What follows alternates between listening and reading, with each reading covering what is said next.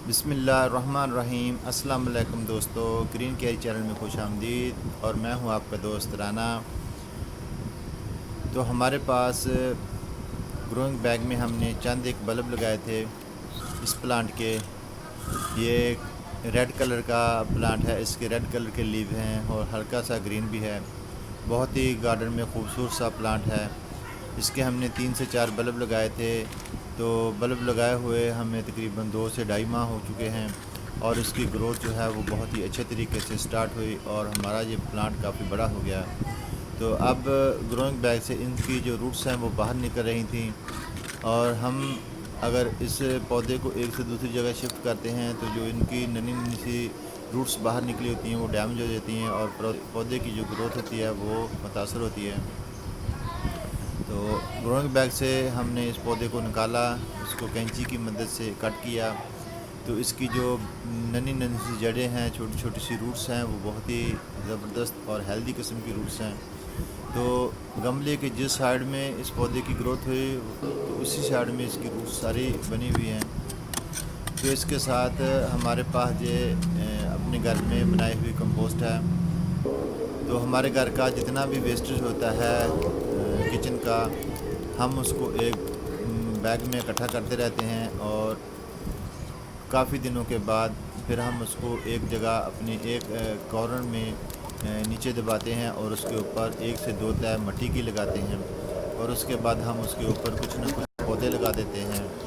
तो इस तरह 2-2.5 महीने में ये हमारे पास जो कंपोस्ट है वो बिल्कुल गल सड़ के मिट्टी की तरह बहुत ही हेल्दी और ज़बरदस्त किस्म की हो जाती है।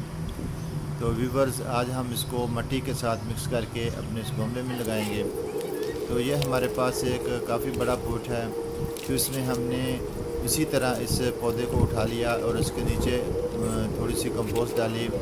इसकी साइडों को दबाएंगे ताकि इसकी जो रूट्स हैं वो डैमेज ना हो जाए। तो हमने जो इसके अंदर दूसरे बल्ब लगाए थे उनको चेक करेंगे कि वो ग्रोथ क्यों नहीं किए। तो इसके साथ जो इसकी मिट्टी है, जिस साइड पे इसकी रूट्स हैं वहाँ हम इसको हाथ से इसकी मिट्टी को नहीं डैमेज करेंगे और इसकी जो दूसरी सिमत है वहाँ पर हमने जो बल्ब लगाया था उसको निकाल के देखेंगे कि वो ग्रोथ स्टार्ट क्यों नहीं किया। तो ये एक बल्ब है, मुझे लगता है कि ये नीचे से इसके अंदर फंगस लग गया। ये हेल्दी तो है, इसके अंदर पानी भी है, लेकिन ये ग्रोथ स्टार्ट इसलिए नहीं कर सका कि जहाँ से इसकी रूट्स निकलनी थी वहाँ से ये फंगस लग के सड़ गया। तो अब इसको काट कर किसी और पौधे में लगा देंगे, हो सकता है ये ग्रो कर जाए। तो ये हमारे पास हमारे गार्डन की सॉइल है, इसको हमने धूप में रखा ताकि इसके अच्छी तरह बैक्टीरिया किल हो जाएं और इसके जो अंदर नमी है वो खुश्क हो जाए। तो हम इसको भी इसके अंदर डालेंगे। तो इस तरह हमने ये एक अपना पॉट तैयार कर लिया। तो मज़ीद इसके अंदर जो हमारे पास खाली जगह है वहाँ पर हम रोज़मोस के अलग अलग कलर की कलमें लगा देंगे और अच्छी तरह इनको पहले दबा देंगे ताकि जो इसके अंदर एयर पॉकेट्स हैं वो ख़त्म हो जाएं। और गमले के चारों तरफ एक हाथ की मदद से टिप करेंगे ताकि जो मज़ीद इसके अंदर एयर पॉकेट्स हैं वो ख़त्म हो जाएं और इसकी जो ड्रेन सिस्टम है वो अच्छा हो जाए। और हमारे पौधे में जो ड्रेन सिस्टम होता है गमलों में उसको बेहतर बनाना चाहिए। गमलों में ज़्यादा पानी ठहरने से भी इसकी जो जड़ें होती हैं वो डैमेज हो जाती हैं। व्यूअर देखें कितना प्यारा पौधा है और उसके लीव्स कितने प्यारे हैं और गार्डन में ये पौधा बहुत ही खूबसूरत लगता है।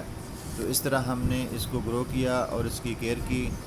तो नए गमले में लगाने का मकसद यही है कि ये मज़ीद अपनी जो जड़ें हैं वो डेवलप कर सके और मज़ीद इनकी जड़ों से नन्हे नन्हे पौधे निकल सकें और हमारे गार्डन में काफ़ी सारे पौधे हो जाएं।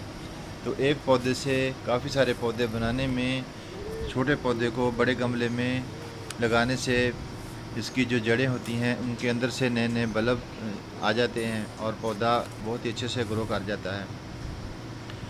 तो व्यूवर्स, हम अपने दोस्तों का स्पेशली थैंक्स करना चाहते हैं जो हमारी वीडियो को रेगुलर देखते हैं और नए आने वाले दोस्तों से रिक्वेस्ट है कि वो हमारे चैनल को सब्सक्राइब करें ताकि हमारी हौसला अफजाई हो सके। अल्लाह हाफ़िज़, टेक केयर, बाय बाय।